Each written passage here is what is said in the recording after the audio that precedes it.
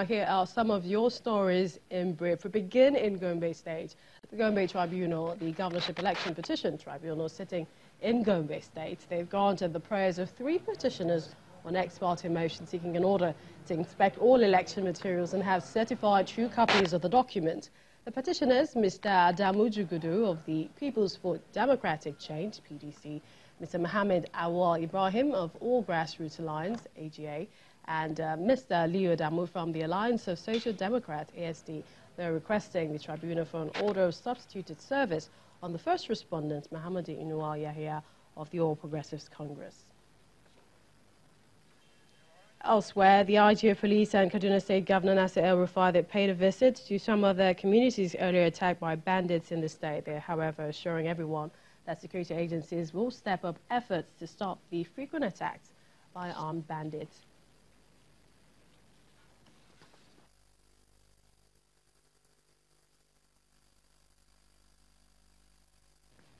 National Assembly lawmakers are back to the chambers today. Let's get to know what they might be deliberating on. A first check is on the Senate chambers, and here is Linda Akiwe for us.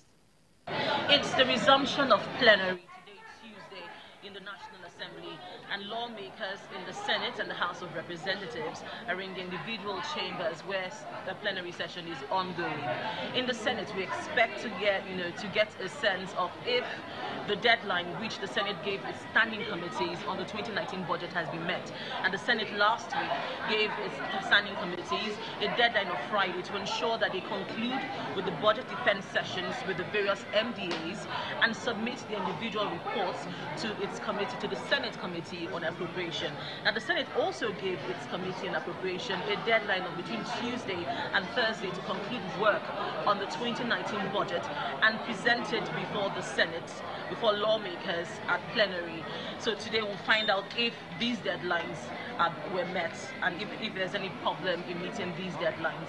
Also listed on the other paper, the Senate Committee on Finance, the chairman of the Senate Committee on Finance has listed that he would be presenting the report on the medium-term expenditure framework, MTEF, and this report will be laid at the plenary session this morning. We're not sure if the report will be debated, but it will most likely be laid at plenary today. So we'll give you more details of events during plenary as they unfold. From the National Assembly, Linda Akibe, Channels Television News. The House of Representatives, let's go over to our correspondent, Larry Lasisi, over at the Green Chambers. Tell us what the latest is, Larry. Well, Millicent, we have what appears to be a very loaded day here in the House of Representatives.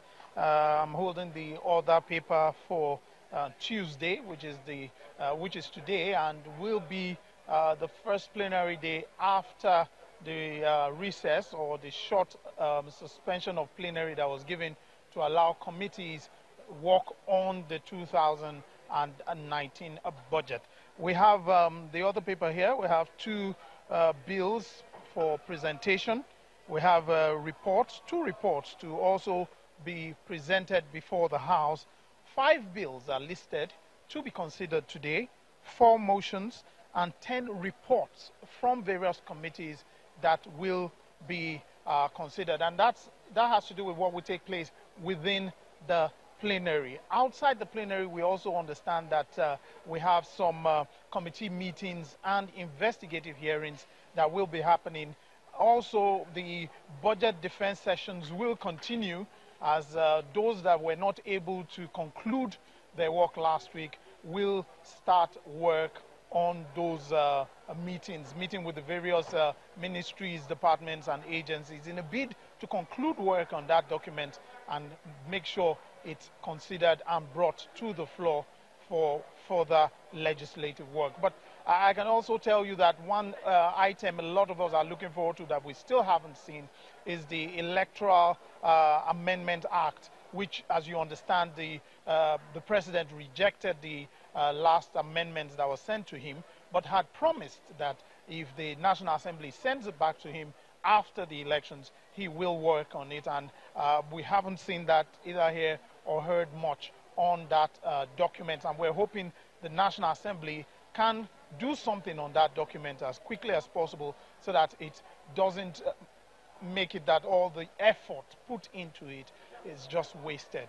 1 month to go before the expiration of the 8th National Assembly. So that's the outlook here from the House of Representatives. Back to you, Millicent.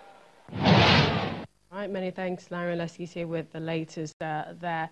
But still on legislative matters, the Speaker of the House of Representatives, Yakubu Dogara, he's advising political parties to allow legislators elect the incoming 9th Assembly.